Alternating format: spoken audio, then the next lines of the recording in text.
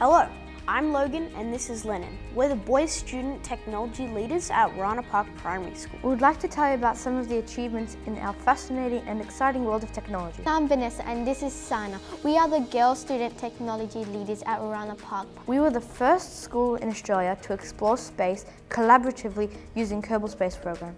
First school in Australia to educate students on the importance of blockchain. The school is also working to develop everything from virtual reality games to a working 3D printed open source robot to fully functional virtual and physical Cisco networks. Woorana Park Primary School has led the way with Victoria's first Coder Dojo, Australia's first immersive education club, and the world's youngest Cisco class.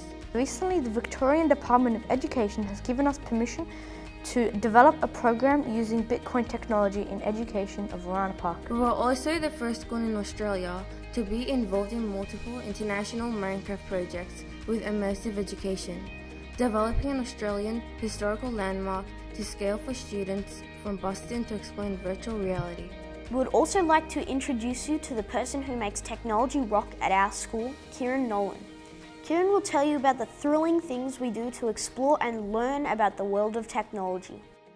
What we have within the school is what's called a platform agnostic system. We have students who are exposed to technology from a young age, from everything from Linux devices through to Windows devices. We got Androids, iOS, everything, and that's super important from a young age for them to get that exposure. So moving up into a BYOD environment, they have it's an understanding of all these different technologies and sort of saying, here, you got to take this device and this is your, BYOD device. We have what's called a true BYOD system where the kids can bring in whatever device they're comfortable with. We've replicated that sort of at our Coder Dojo as well. So we've ran the first Coder Dojo in Victoria, and that's expanded out into all over Victoria and all over Australia.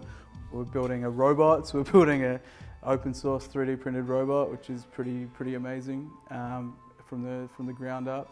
We're building virtual reality programs and games, Minecraft as well. So we have a collaboration with a school in Sydney and a school in New Zealand where we have a 24/7 Google Hangout link. We also replicate that in Minecraft. So we have a space that we call Lionfish City, which was started by some year ones up in Marylands. And that's expanded out to Woorana World, and there's a world for the kids in New Zealand. And then we've also got some kids from New York and Paris and Italy all on the one server, building different things, doing everything from literacy through to history and geography and you name it, and it's all on the one server that we've got hosted at Woorana. And yeah, kids from all year levels sort of getting connected. Hi, I'm Ray and this is Steph. And we come from Singapore. So if you know about Singapore, Singapore is one of the top 3 nations in terms of education. And so why did we move to Woorana Park? The Singapore system is, they want the kids to be compliant, right? They have to sit in the classroom and listen to the teacher, and throughout the day he has to be on the table and the seat, and he can't do that. So we face a lot of issue with teachers and principals, and almost weekly we are meeting them to talk about the problems that he faced, mostly in the behavioral wise. I started looking for alternative education, and that's where I started to search online for schools that were using like child-led learning programs. That's where I found on this blog by Bob Perman, which he talks about Woorana Park. And I got interested and I started to watch videos of what the school is about and how the kids were learning in school. We just had a recent talk with the teacher, and it's amazing because his transformation from back in Singapore to what he currently is, he's become very independent on his learning. He's planning his own timetable daily. So he works with the teacher very closely. He tells the teacher what he wants to learn, and they try to fit it into his curriculum. He's very interested in computers since young. He started Minecraft since, how old was that, Seth? 5 years old. Yeah. So how has it been like? Very good. Do you like the school? Yeah. My class is about that I have to do teaching, that I have to teach some of the students. So what do you teach them every week? Like Minecraft or sport. What would you like to be doing in school every day? Helping people every day. I think I'm more than happy with what has happened in the past year. We were the first school to set up a DMP server, so it's a server where kids could collaborate throughout the week. So it's not just setting it up and you're sort of exploring space by yourself. It's collaborating in world together. So Kerbal Space Program is kind of like the Minecraft of space, where you're developing different rockets and that sort of thing to get them into orbit. 24/7 link with Hangouts, I mentioned that, but we've also done that with some schools over in the States. So we did a link with some students in Boston where we did a virtual tour, or they did a virtual tour of the Dandenong market that we had built here. We did the inverse of that with some students in Colorado. So in Colorado they built the Bensold Fort, which is a historical landmark there, where they actually got a park ranger to do a Google Hangout with us, and then we did a virtual tour through what they had built in Minecraft. We've got a really what we call the youngest Cisco class in the world, I'd say, or networking. And basically students building virtual and physical networks. So I even had the kids help me upgrade some of the school. Kids from year 3, 4 as well, so it's quite exciting to get them doing that. And it's sort of started as just a small group of us, and then it's expanded to a whole bunch of kids doing tertiary level studies at primary school. So that's been really exciting adventure. Working on a learning management system as well based on the blockchain, which Andrew will probably talk a little bit about. Hello, I'm Andrew Kwan from the Blockchain EDU Foundation. About a month ago, I moved from the States to join the Blockchain Technology Center, which is based in South Bank, Melbourne, where I was introduced to Kieran. And together we founded this Blockchain EDU Foundation as a ways of integrating blockchain concepts into school curriculums. So what is blockchain technology?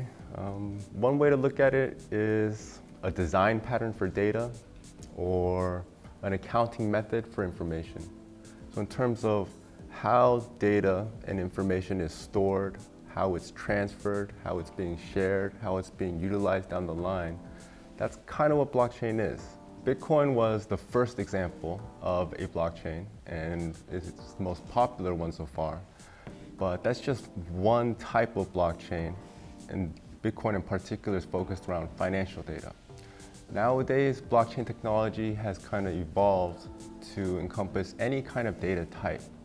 So whether you're a restaurant operator that wants to prove that the ingredients are from an organic farm, blockchain technology is essentially going to be what allows you to prove that beyond a shadow of doubt that what you say is what it really is. Authentic, yeah, and that's why it lends itself so well to education, and that's why I think we need a learning management system based on the blockchain as well.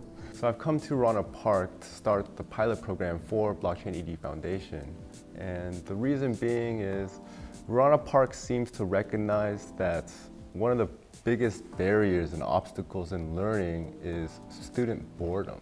It doesn't matter how important or necessary a particular subject is. If a student is bored, then they're not going to, one, absorb that knowledge, let alone be able to, become proficient enough in it to actually use it in a professional capacity. A creative way.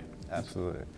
So Woorana Park seems to have created an environment that allows students to, one, tackle subjects that perhaps other standards or curriculums might say are too advanced for children of this age. But nonetheless, Woorana Park has figured out a way to create environments that let students go way beyond what's expected of them, and that's because the students are having fun doing it. The other project we have on at the moment is the Harvey Norman Genesis Center. So it's a link with Harvey Norman.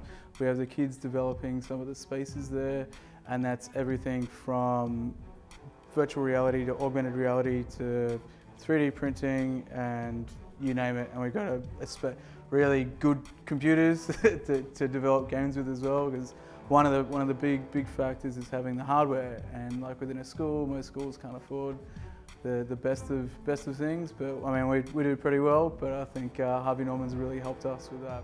We're looking at holoportation, which we were looking at here originally in the school, sort of setting up a space that's replicable for other schools. So we've got these shipping containers where we're building a STEM centre, a STEM blockchain centre more specifically, but basically taking a space, and because of the dimensions of the shipping containers, we can give the blueprints to any other school and then they can replicate that. It's predicted within, I think it's sort of the next 10 years, that 70% of jobs are going to be automated.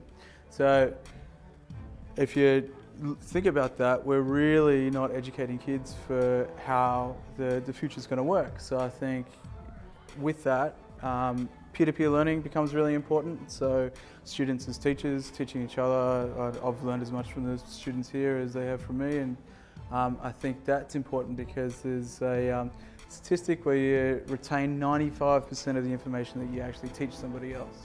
So I think the technology allows us to do that in a more effective way.